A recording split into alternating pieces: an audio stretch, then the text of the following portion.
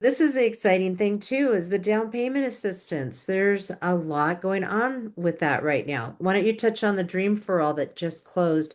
It was what, 1,700 loans they were going to do, or Yeah, well, I think too, and you can expand too, Stephanie, on this. We have this come out maybe every year, every once in a while, but it's through the state of California.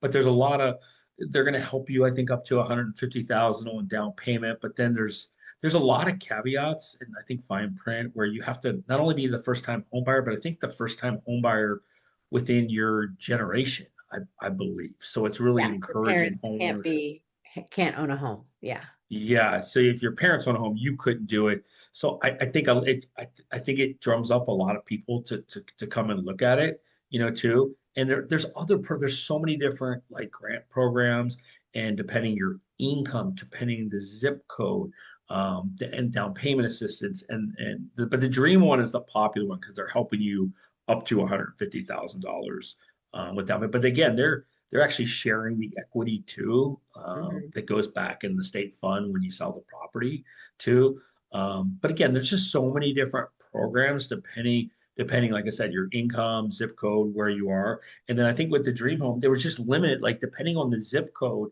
they had a certain amount that they were giving. But I think too, I think maybe you had to be, it was like a lottery, and then you have to be pre-approved. So there was a lot of different steps in Yeah. that. But I guess my whole point, it's just, I mean, we can look and search for programs based on your particular needs and parameters during this process.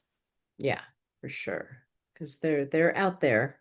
Yeah. And you'll hear about it, you'll hear media or just local too as well. And again, I just try to look at the fine print and do the research and how that pertains to us. Yeah.